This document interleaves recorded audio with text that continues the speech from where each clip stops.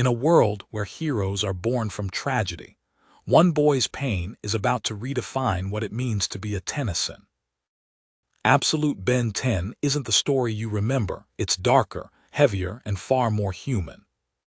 After losing the man who made him who he is, 15-year-old Ben Tennyson faces a world that's moved on while he's still stuck in the past.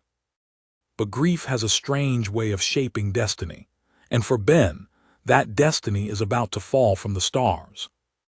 I still can't believe. A hand trembles as it holds an old photograph. The boy in the picture smiles, full of life, a memory that once felt eternal. The light flickers, the photo lowers.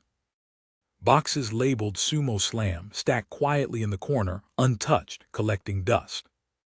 Slam! The photo lands on the desk, face down. The sound echoes through the room like a heart refusing to let go. The silence that follows is heavier than words. Under the dim lamp's glow, the photograph reveals itself again.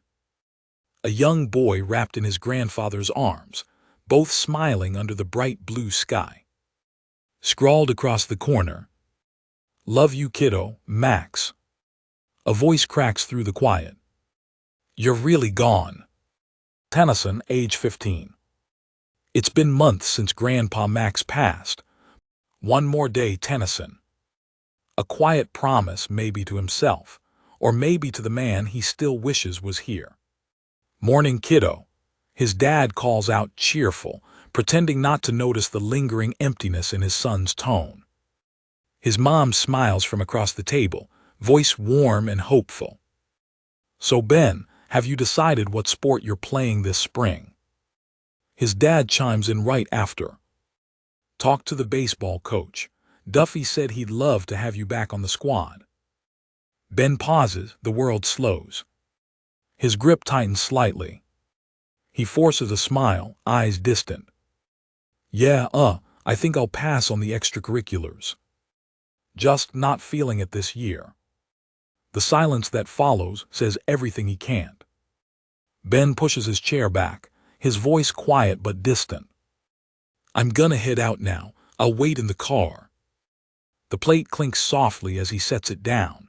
The door shuts behind him, a dull thud that leaves the room heavier than before. His dad lowers the newspaper, the smile fading from his face. "I'm stuck, Sandra," he mutters, frustration edging his tone. I have no idea how to cheer him up. The scene shifts. The ringing of a school bell cuts through the quiet.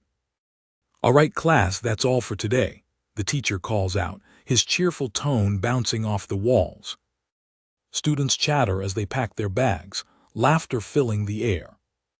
Ben, though, rests his head on the desk, eyes half open, lost in thought. A shadow falls across his desk. A familiar voice breaks through the noise. "Hey, Tennyson." Ben lifts his gaze. Two classmates stand before him, their jackets marked with bold letters. "Coach said you aren't playing this season," one blurts out. "Yeah, what's the deal, man?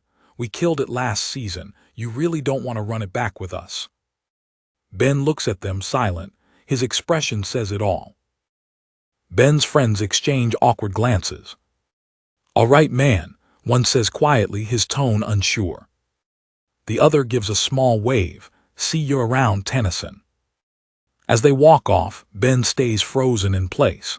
His gaze drifts downward, expression heavy, words unspoken pressing against his chest. He exhales slowly, until a voice breaks the quiet. "You know." Ben's head lifts, surprised. Standing there, confident as ever, is Gwen, books tucked under her arm, that sharp glint in her eyes still the same. "I'd usually tell JT and Cash to mind their business," she says, leaning closer. "But this time, I gotta ask. Why are you skipping baseball season?" Ben's stare hardens. "I mean, I can't remember the last time you bilayed on a sport," she adds. He looks away. "Don't play dumb, Gwen, I'm sure you know why." His voice cracks slightly as he continues. "It's only been a few months since he passed, and unlike you." She flinches, caught off guard. "Hey." Ben's eyes drift toward the window, sunlight washing over him as he mutters, "I can't act like nothing happened." Gwen softens her voice, trying to reach through the wall Ben's built around himself. "Maybe it's because you haven't tried," she says, hesitating before continuing. "Look, my parents have been planning a spring break camping trip, and we already talked it over with your parents." She gives a small, hopeful smile. "We all think you should come, get away, clear your mind a bit." He just stares out the window. The sunlight feels distant, like a memory. "I hate seeing you like this," Gwen adds quietly. "I miss my little cousin." That finally earns a small, tired smile from him, faint but real. "You're not that much older than me," he says, a hint of his old teasing tone breaking through. "But okay." He looks up, a spark of resolve flickering back in his eyes. "I'll come," as he said, and their streak of green fire races toward Earth. Gwen and Ben both laughs, pointing playfully. "Only since you got all emotional." Gwen smirks. "You can thank drama class for that," she replies, flashing a peace sign before turning away. Later, the morning light glows over the Tennyson home. Ben's mom calls from the doorway. "Call if you need any more help packing, Ben." N zips up his bag, brushing off the concern in his mom's voice. "I'll be fine, Mom," he says with a tired smile, waving her off. The house grows quiet again, just him, the hum of the night and his thoughts. As he leans back, something catches his eye, a small box tucked beneath his things. He frowns, Pulling it closer, he notices the handwriting. "From Max." His chest tightens. Slowly he opens the box. Inside, a folded letter rests on top. He unfolds it, hands trembling slightly. "Dear Ben, I couldn't come to DC without sending you a present, kiddo. Always remember, the sky isn't the limit for us Tennysons. We aim for the stars." Beneath the letter lies a small glass case labeled Moon Rocks, Armstrong. A faint smile spreads across Ben's face as he lifts the case into the light. The glow reflects softly against his eyes, and for the first time in a while, he feels close to him again.